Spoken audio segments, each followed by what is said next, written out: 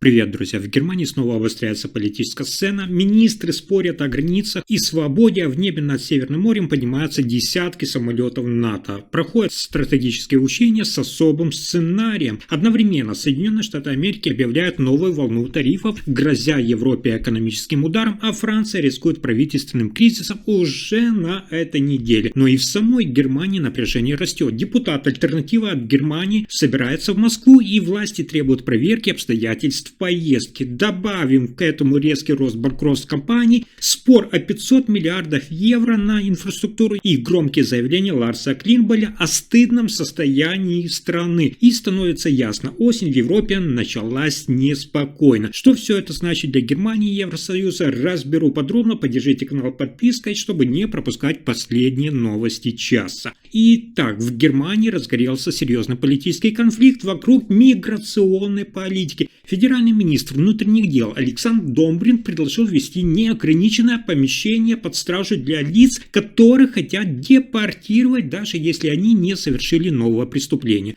Но лидер партии СДПГ, Социал-демократическая партия Германии, уже выступила против. Федеральные земли, управляемые СДПГ, считают этот шаг противоречащим Конституции. Они утверждают, лишать человека свободы на неопределенный срок без реальной перспективы депортации – это нарушение основ права. Так, сенатор внутренней политики Гамбурга Эндрю Гротте подчеркнул, что свобода человека не может быть изъята навсегда без четкого юридического основания. Аналогичные замечания прозвучали и со стороны земель Мекленбург, Переднее Померание и Нижней Саксонии. Аргументы Домбринда. Такие меры нужны, чтобы не допустить исчезновения подозреваемых перед депортацией и усилить контроль над неблагонадежными лицами. Его сторонники настаивают, что предложения исходят из нового предложения Евросоюза, которое допускает подобные меры для особо тяжелых случаев. Однако критики, включая юридических экспертов и правозащитные организации, считают, что данные предложения несут угрозу правовому государству. Они подчеркивают, ни один закон не может оправдать бессрочное лишение свободы без надежды на выход. В итоге Германия стоит перед важным выбором, как власти будут балансировать между жесткой миграционной политикой и защитой основных прав человека, покажет ближайшее время.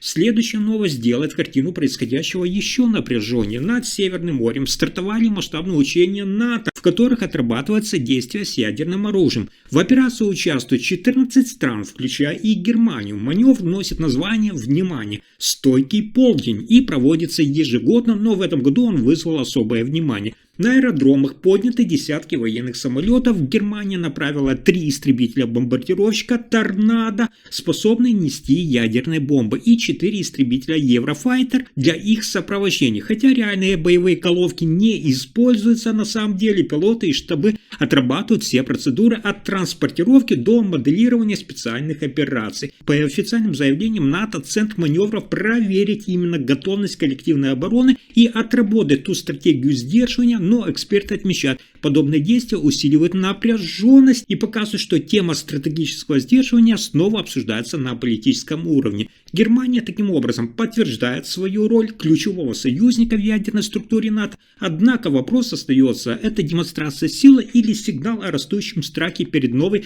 глобальной нестабильностью. И это только начало. Соединенные Штаты под руководством президента Дональда Трампа начали масштабную тарифную кампанию. Повышаются пошлины на импорт из Европы, Азии и других регионов. Официально ради защиты американской промышленности, но эксперты предупреждают, эти шаги могут обернуться новым мировым экономическим кризисом. Экономисты отмечают, торговые войны уже однажды имели тяжелые последствия. В 30-х годах прошлого века аналогичные меры привели к резкому спаду мировой торговли и росту безработицы. Сегодня история может обратно же повториться. Под ударом прежде всего экспортной державы, включая, кстати, и Германию. Немецкие компании уже опасаются падения заказов, роста издержек и сокращения рабочих мест. Особенно чувствительными станут отрасли машиностроения и автомобилестроения, которые зависят от свободного доступа именно на американский рынок. Европейский Союз готовит ответные меры, но в Брюсселе признают, если эскалация продолжится, мировая вся экономика может войти в полосу нестабильности. А дальше еще интереснее. В Париже сформировано новое правительство. и сам Себастьян Лекарню рискует. Если не справится, его могут отправить в отставку уже через дни. Самая громкая кадровая перемена – новый министр внутренних дел. На этот пост назначен Лоран Нуньес, бывший префект полиции Парижа. Он заменяет консерватора Бруно Ретайо. Правительство вступает в должность под огромным давлением. До среды Лекарню должен представить бюджет на 2026 год, иначе рискует правительственный кризис. Критики уже предупреждают, оппозиция готовит голосование о недоверии. Если новый состав не пройдет проверку, Франция может попасть в глубину нестабильности. Новая команда – это попытка стабилизировать власть, но ставки невероятно высоки, и успех Лекарню зависит не от слов, а от первых 2 дней. Тем временем разворачивается новая интрига. В Германии назревает скандал. Депутат от, внимание, альтернативы для Германии Маркус Фронмайер объявил о планах поездки в Москву, и власти бьют тревогу. По словам федеральных политиков, такой шаг несет серьезные риски, могут утечь секреты. Все должно быть на контроле, звучат предупреждения из рядов правительства. Критики указывают, Фронмайер не новичок, его имя ранее не упоминалось в контексте контактов с пророссийскими кругами. В 2019 году в утечках из иностранных источников он упоминался как политик, находящийся под наблюдением. Заместитель фракции Фронмайер – это доверенное лицо лидера партии Алисы Вайгель, уже в следующем году может быть кандидатом на пост премьер-министра земли Баден-Вюртемберг. Особо остро звучат слова депутата от Христианско-демократического союза Родериха Кизеверта. Если поездка будет разрешена, потребуется правовая проверка. Он считает, что подобные шаги идут вразрез интересам Германии. Сегодня утром председатель комитета по надзору за разведками Марк Генрихман призвал рассмотреть этот случай как опасность для национальной безопасности. Цитата. «Когда такая поездка происходит во время конфликта, должны сработать все сигналы внимания. Следующим шагом может стать проверка иммунитета Фронмайера и вмешательство органов безопасности. Это не просто политический маневр, это вызов всей системе и вопрос, кто на самом деле контролирует кого в современной Германии». Но на этом сюрпризы не заканчиваются. Вокруг торговли с Китаем назревает новый виток напряжения, и он уже бьет по рынкам. Соединенные Штаты Америки готовятся ввести тарифы, внимание, до 100% на китайский импорт уже с 1 ноября. Это шаг, который уже называют возвращением полноценной торговой войны. В ответ Китай заявил, что не уступит. Экспорт редкоземельных металлов будет регулироваться, и Пекин готов к встречным действиям. В основе конфликта это сырье, без которого современные технологии невозможно, я вам об этом уже рассказывал. Эти самые редкоземельные металлы используются в электронике, обороне, энерготехнике. Китай уже контролирует ключевые цепочки поставок. Мировые рынки уже отреагировали, все вы видели, акции падают, инвесторы переход в более стабильные активы. Тревогу усиливает то, что большинство стран зависит именно от глобальных поставок. В Вашингтоне подчеркивают, давление на Китай должно быть жестким и непоклонным. В Пекине отвечают, тарифные войны – это путь в никуда. Если этот кризис разрастется, он может нарушить хрупкое равновесие мировой экономики и изменить подходы к международной торговле.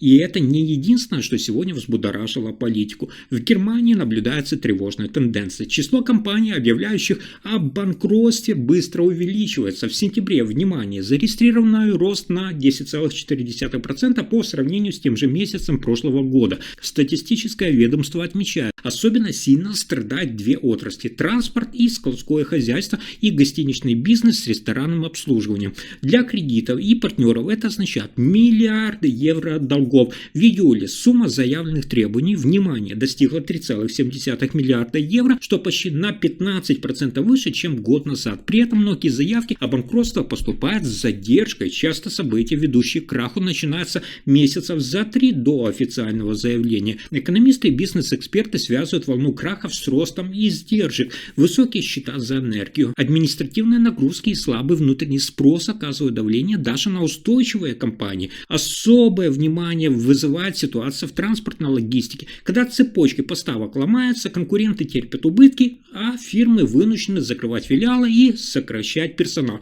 Гостиницы и рестораны, зависимые от пропускной способности и свободного передвижения, оказываются наиболее уязвимыми. Реакция властей пока осторожна, многие призывают к мерам поддержки малого и среднего бизнеса, снижению бюрократии и льготным кредитам, но главное, время США. Если рост банкротств продолжится, Германия может столкнуться с угрозой глубокой рецессии.